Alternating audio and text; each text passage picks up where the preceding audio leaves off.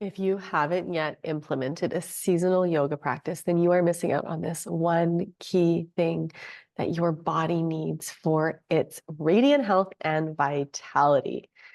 So the seasons are always changing. You know this, right? And so your body also has seasons within it. You have the spring of your life when you're young and you're growing and there's a lot changing and shifting, which is the nature of spring. You have the summer of your life, the fullness when you have all of the roles that you're playing, right?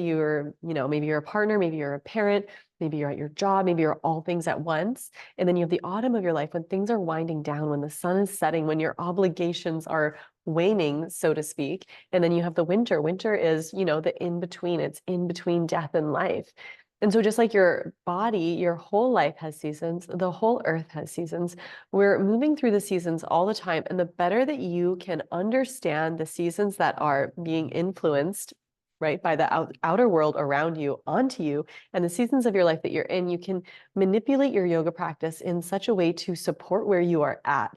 And so one of the most important things that you can cultivate in your yoga practice is the ability to have prescience, to see it coming, to know exactly where you're located, to know how you're feeling, to be able to use the practice to actually either potentiate what you want to feel or balance, right, the effects of what is happening to you in a way that really allows you to give more of yourself, right, in your community to the people around you, not in a way that's diminishing or depleting you, but through overflow.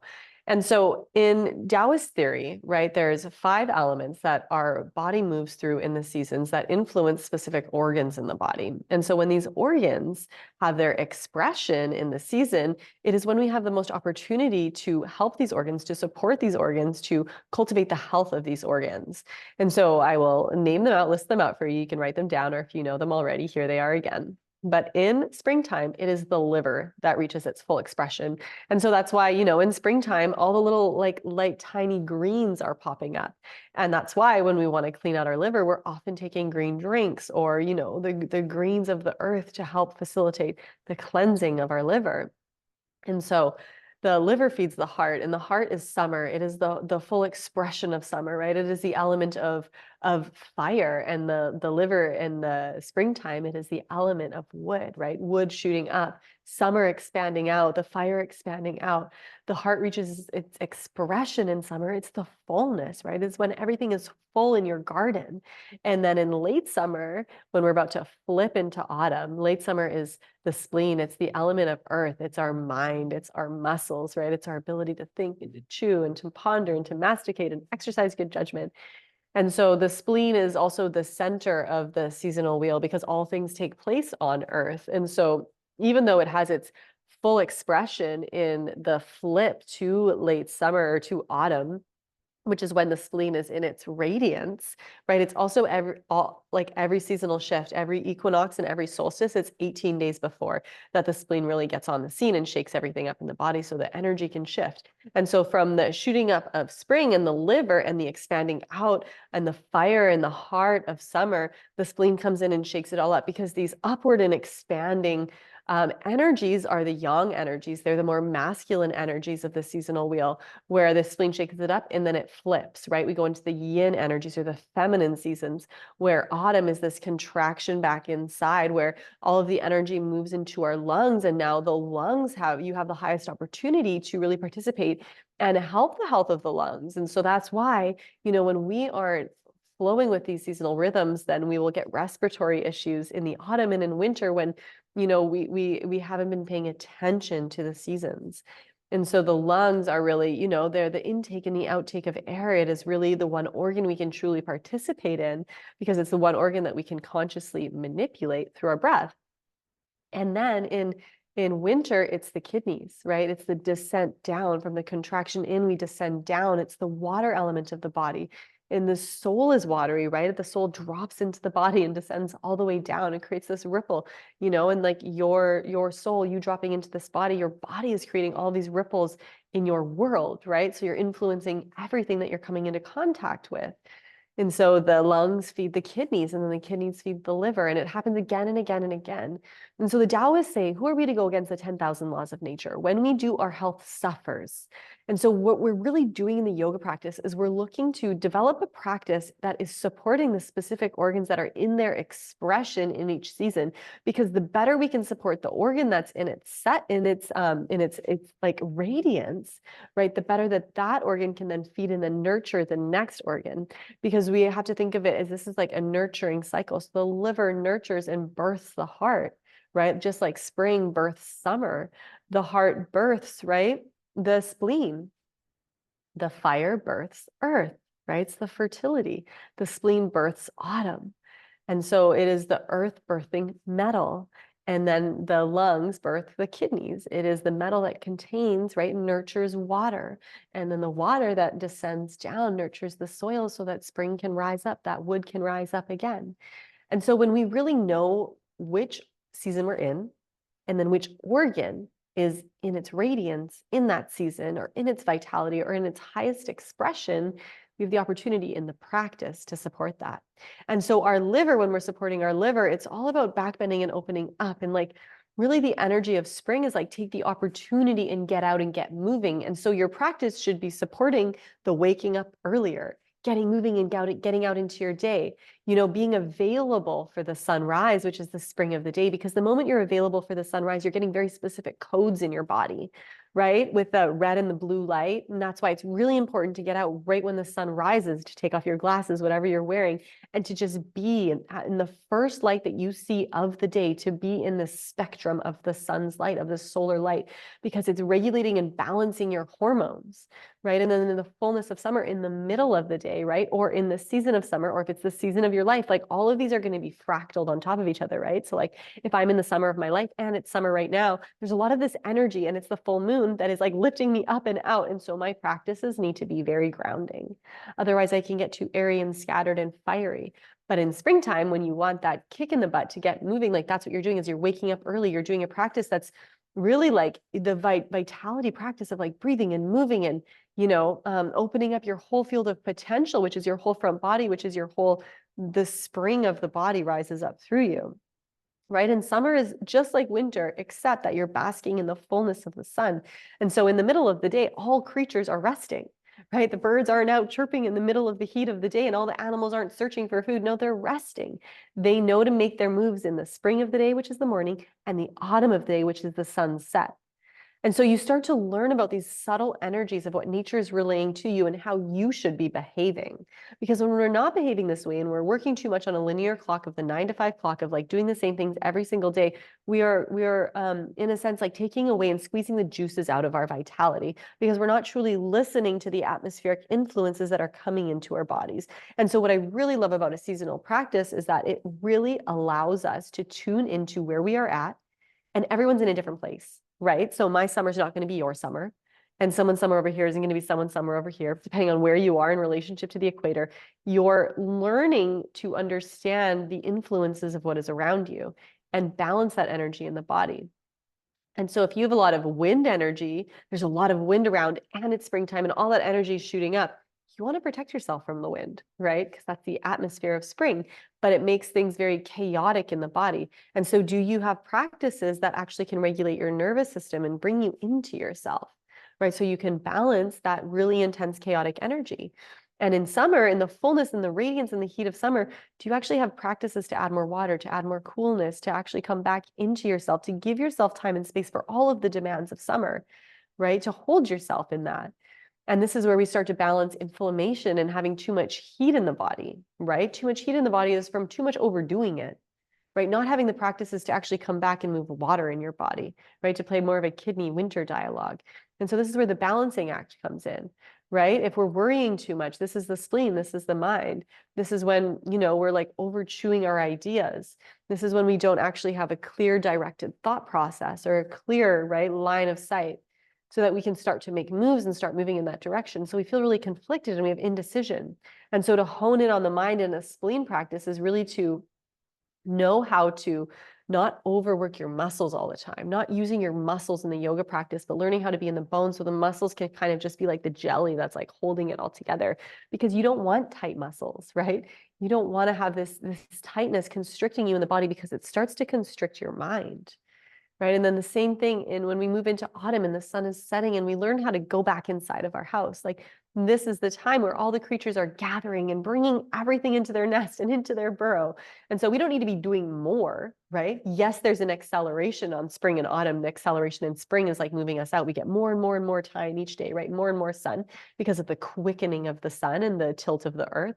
And then in autumn, we get less and less and less and less light. So it's really bringing us back inside of ourselves. We feel this urgency to gather, bring things into our home, to harvest, to preserve, right? This is creature nature. And whether you admit it or not, it is alive inside of you because the atmosphere is influencing you and this is coded inside of your body. And so there's other ways that we can, use that energy. Like, no, we don't have to preserve all winter. We can go to our store and get food, but we can learn how to curl our energy inside of us so that we take more time inside of our home, so that we spend more time tending to like tactile things of the earth, that we're preparing little herbs or whatever it is that is connecting us deeply with season. Right? And then we're gathering the herbs to support the lungs and to support the body, the bones, right? The kidneys, which are the bones, which are the waters, as we come into the more reflective seasons. And so the more reflective seasons are the more feminine-based seasons. They're contracting, they're descending, right? They pull us down into ourselves.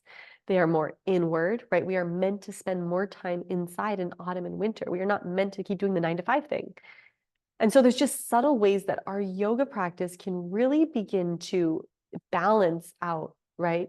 Not only the demands of modern day living, but the pull and the push that the atmospheres are having upon us, that the moon has upon us, that the sun has upon us. So you are always, always, always influenced by these things. Even if you don't really feel it or understand it, you are always influenced by it. And so the full moon is meant to bring us up and lift us out and like make us crazy. It's meant to open up fertility, ovulation, right? And that's why a white moon lunar cycle, if you're a woman and you're bleeding, right? The white moon cycle is the nature's based fertility cycle. It's when you're bleeding on the new moon and you're ovulating on the full moon, right? Because all the energies of nature are supporting that. And so a woman that's very maternal and is like feeling like she wants to have a baby, like her body will naturally start to align with the white moon cycle, especially if she's spending more time inside of herself and less time working like all the time, like a more masculine energy would be doing, right? And then when women are like the shamans and the medicine women that are out there in their communities or, focused on their career, whatever it is in the modern day version of that, we tend to have a flip cycle where we are bleeding on the full moon and we are ovulating on the new moon because it's just the energies of nature aren't supporting the fertility. And so when we learn how to balance our bodies with what the moon is doing and what the seasons of the sun are doing, right, we gain really important keys and codes to our health, because our health is predicated upon how we are and what we are doing inside of our bodies, right? The relationship that we have with ourself. And that's what it truly is. It's that when it is crazy outside and you feel like you have so much to do you have the practices to go within? When you're feeling too much heat in your body, inflammation, do you know how to move the waters of your body? Do you know how to support the energy of the kidneys? Or maybe you need to support the liver more, right? So that the liver can nurture the heart. Do you know how to, when you're stagnant and stuck and you're feeling like you can't get moving, do you know how to give yourself a kick in the butt and to start to learn how to move the body in such a way where it's like, oh, this is all a reflection. When I get up early and I just move my body no matter what, I already get more energy to go about my day to day. And I'm better able to, step forward, even if I don't know which direction to head yet. Right. And it's really truly about knowing yourself and where you are in season and your relationship with the seasons. And so when we begin to do this, when we begin to develop this seasonal practice, it's of course an art that is learned through time. It takes time, right, to be able to understand seasons. Just like if you were born in this world and you're in the spring of your life and you're 1 and then you're 2 and then you're 3 and then you're 4 and then you're 5 and all of a sudden you realize, wow, spring just keeps happening again and again and again. And then in winter, when it's dark and it's cold, there's this beautiful knowledge of like, oh, it's not going to be like this forever. I know that eventually spring comes, right? And spring brings greens, spring brings more sun, spring brings a little bit of wind, spring brings like the opening, the rising up that's eventually going to be the fullness of summer. And so the seasons give us something reliable to play with, but they also show us one of nature's and the universe's inherent laws of not only pattern, but right? The pattern that moves through the seasons, but repetition. It happens again and again and again. So everything in life happens again and again and again. And the better you can see it, the better you can put yourself in the center of it and then begin to use it to your advantage. And so if you know that after winter, spring comes, then, you're going to start to plant your seeds. After spring and it's summer, and then the seeds start curing on your plants in autumn, you're going to say, I'm going to save those seeds because I know that eventually I'm going to want to replant this crop. And so this is what land-based cultures were doing, right? They were always in the middle of season. They were always using the herbs of the earth, right? That had specific expressions in the seasons to support the organs of their body. And so in spring, it's always like the light, tender, like green parts, the new growth of the plant that supports the liver. In summer, it's the flowers, right? The fullness of the flower or the fruit that supports the heart, right? That's why a tomato looks just like a heart, right? And that's why it's good for the heart. And then in autumn, right, it's the seeds that are good for the lungs, that contractive energy that pulls out, squeezes like the mucus out so that the lungs do not get a respiratory infection, right? It moves it out. And so the seeds and like the plants that were growing in autumn were the ones that were really supportive for the lungs in autumn, because nature is always giving us the medicine that we need around us, right? That's why it's so brilliant and it's so available, because if you open your eyes and go outside, you'll see it and it's available to you and you're breathing and you're having a dialogue with it all the time, right? We just fail to get too caught up in our modern day heads to even realize that like all the medicine we need is right in front of us, right? Nature is always giving us what we need at every moment. Our life is always giving us what we need at every moment because it's merely a reflection of who we are, right? And then in winter, it's the roots of the plant, right? All the energy descends down to the roots. And so when you pick the roots, when you grab the roots of the plant, it is when it's in, right, winter. And that's when you don't want to pull up your roots in summer because the energy is up here in summer, right? But when you pull your roots in winter, all of the energy is descended down into the roots because that's where all the energy goes in winter when everything is dormant and resting. And so just like that energy moves through a plant, right, that energy moves into your body. And so in spring, as the liver rises up, it goes through your eyes, which are connected to your liver, and it's your vision, right? And you look out for the first time and you say, oh, this is what I want for myself this year, right? And then summer, it's the fruition of that, the fruit of that vision that you had. Right? It is learning how to be in your community well, learning how to talk to your community well, learning how to articulate your speech in such a way that it's like, this is my dharmic path. This is what I'm here to do, right? Because the tongue is connected to the heart. It's your speech, right? And so in summer, what we really learn to do is our practice is really relationship. How do we be in relationship with the world around us? Right? And the only way to do that is to have a relationship with yourself first, is to be on your mat first, is to understand yourself first, to understand that the things that are annoying you in your life, that are frustrating you in your life, are just unintegrated parts of yourself. So that's when we go to our mat and say, okay, what part of myself is not okay with the situation right now? Because it's never what's in front of you, right? And it's always just you and your perception of it. Everything is always neutral. The moment there's a charge, it's all you. And that's why these self-reflective practices, when we sit on our yoga mat and we move our body and we understand the maps of the body and we understand where we are in relationship to the seasons, what's expressing itself, where we overwork, where we underwork, what we can't access in our bodies, where we can't access in our mind, we really get these keys for not just the health of the body, it's the health of the whole human, because it's all interdimensional, right? It's the emotional health, it's the mental health. It's really reprogramming our body so that the whole entire world that we're interacting with begins to shift, because it's just a hologram of the mind. And the moment you change things in the body, these patterns shift in your body, the neural circuits are being rewired in your brain. And so the hologram is changing around you. The new 3D dimension is being built around you. And that's why these practices will change your entire life. They can't help but not change your life, because your body will change. So everything that's reflected back to you will change, right? And that's the nature of evolution, right? It's not that you come into spring the next year and it's the same. That would be so boring, right? Nothing is ever the same. No moment is ever the same. It's that the next time you come into spring, there's more insights, there's more awareness, there's more information. The seeds have changed because they're changing to the atmospheres as they're changing, right? They're changing to the bigger cycles that we can't see on Earth because we're tiny little humans, but the seeds know, because they're just getting in all of the information and they're reprogramming it in their bodies. And so that the next time that you save those seeds, there's an evolution happening, right? They are better able to adapt to their circumstances, and the ones that aren't die off. Right. And that's why you get the stronger, right, seeds that come through, because they're more resilient to the changes that are happening on Earth, to the different, atmospheres that are happening on Earth, the different patterns that are coming through, the way that the weather has changed a little bit. And that's why, like, the Earth will always change. It's never going to stay the same. There's bigger rises and falls, just like your organs rise and fall throughout the year. The seasons rise and fall, right? You rise and fall, you come back again, right? The Earth too has these bigger cycles that are rising and falling. And so we can never say that, like, there's always change on the planet.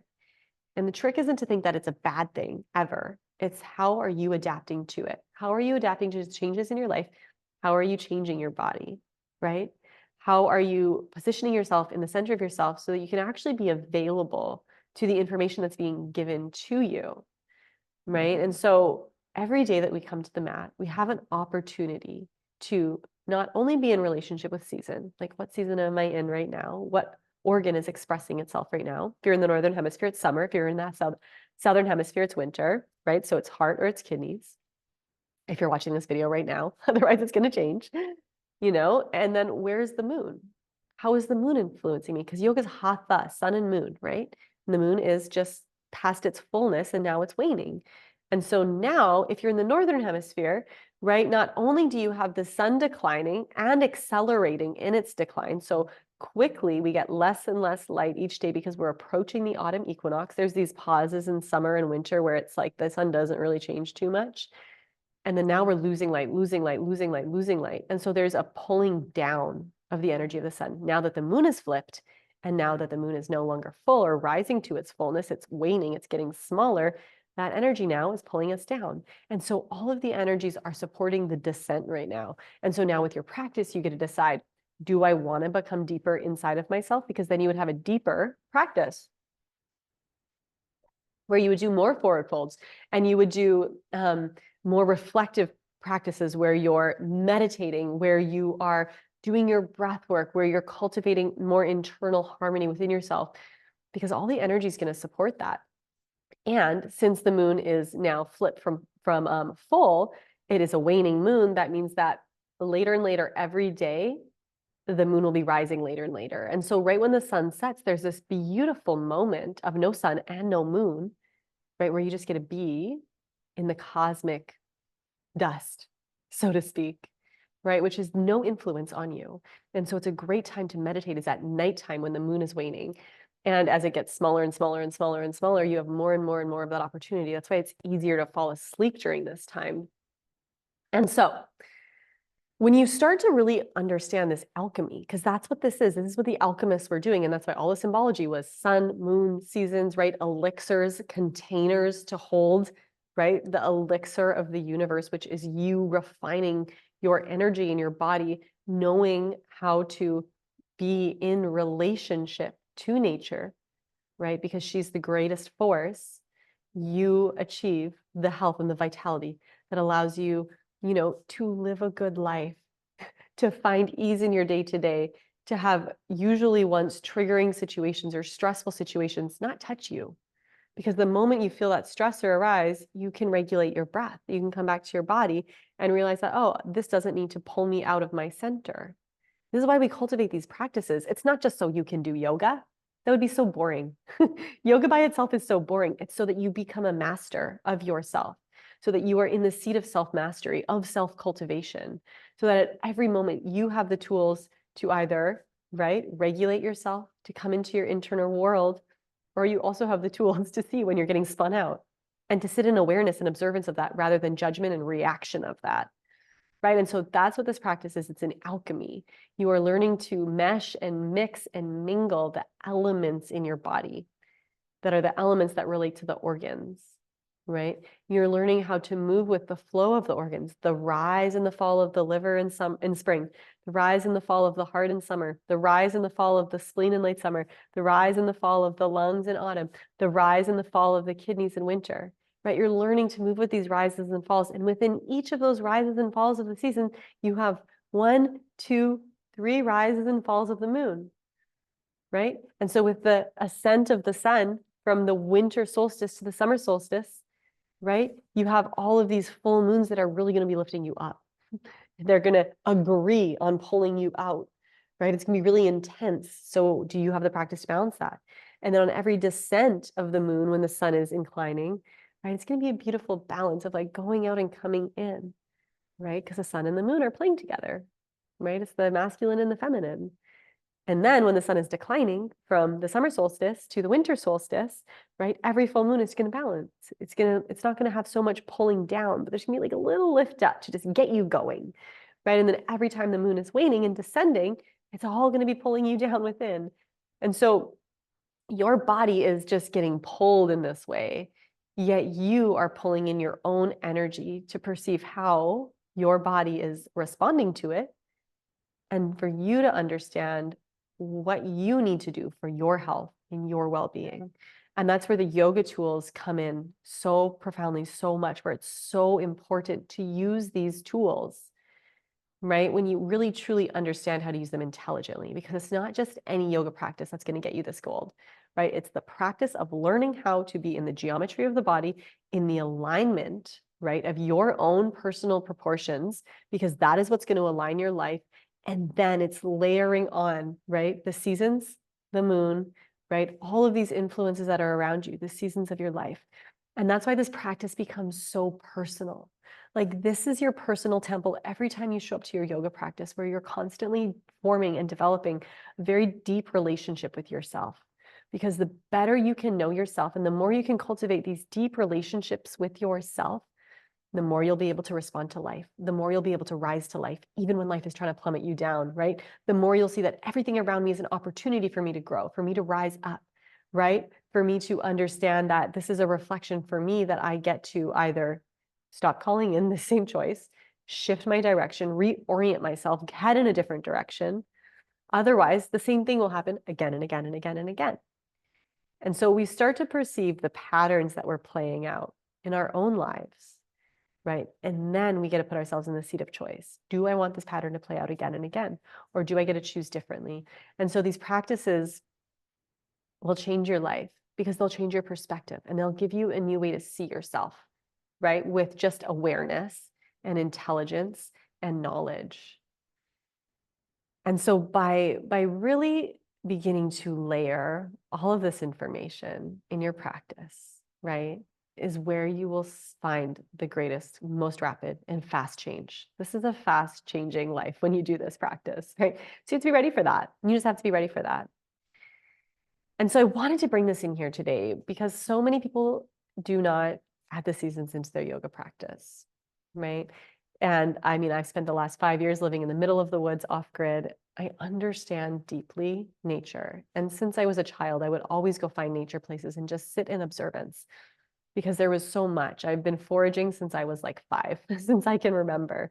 You know, there's so much richness in developing a relationship with that which will always feed and nourish us, right? And when you can understand that, you can understand true nourishment from self, how to nourish yourself from within, right? With your practice. The practice will feed you if you know which practice to do, if you really know how to cultivate a practice like this. And so yes, it's the alignment of the body and the geometry and all the other videos that you've been doing with this yoga practice. And when we get deeper into the poses, each pose is awakening a specific energy or a specific organ, or helps a specific organ. Yes, every pose is complete in and of itself, and it will also, you know, work all of the organs, because we're creating the framework and the structure of the whole body so that all the organs can function. But when you add this next layer in, this seasonal layer, this lunar layer, right, this is when you skyrocket your understanding of who you are in relationship to what is outside of you. Because, you know, it is like yes, all we can know is ourselves, but we are also in a communion with all the people around us, all the nature around us, all of it, right? And so we learn to articulate and cultivate this communion better, so that our life becomes easier, so that more, you know, sacred souls come into our life, so that we're literally fed by what we're cultivating within that is reflected from without, and all of these souls are coming in. So I really wanted to bring this through today, because yes, the yoga practice is great. Yes, you can watch all these videos and do them all and grab my Yoga's Origami book, which will teach you the whole practice. But in my virtual yoga studio, we're going to be moving through the season. So every yoga practice in this virtual yoga studio will be based upon the season that is happening in the Northern Hemisphere because that's where I am. So even if you're in the Southern Hemisphere, you'll still get a lot out of it, right? You'll still learn a lot about, the seasonal energies, and it will always help you. This practice will always help you. But we will be moving through the influences of the energies at the same time of the sun and the moon, right? Of the lunar cycle that is happening not only to you, but if you're a woman, your personal lunar cycle, where you are in your personal cycle. So there's layers. There's a season of your life. There's a lunar cycle that you're in. There's a lunar cycle that the collective is in. There's the season that's happening on Earth. And you get to start to weave and blend all of these energies. And it's like a beautiful tapestry that you get to play with. So if you do want to join my virtual yoga studio and have access to all this information, we're going to be 2 yoga classes a month, 2 breathwork classes a month, plus a Q&A with me. So if you have questions, if you have concerns about your body, if you want to go deeper into any of the stuff that we did, that's going to be the spot to have that one-on-one time with me as a community, right? Where we can gather and we can really go deep into this stuff because it is my passion to share this with you. So make sure you join. Right, we're starting September 1st. I'll put the link below. Otherwise, make sure that you are following up to date with all these videos, doing your yoga practice. It will change your life, but you have to commit to it, right? Even if it's 10 minutes a day, eventually that 10 minutes will feel so good that it will become 1 hour, that'll become 2 hours, that'll become 3 hours.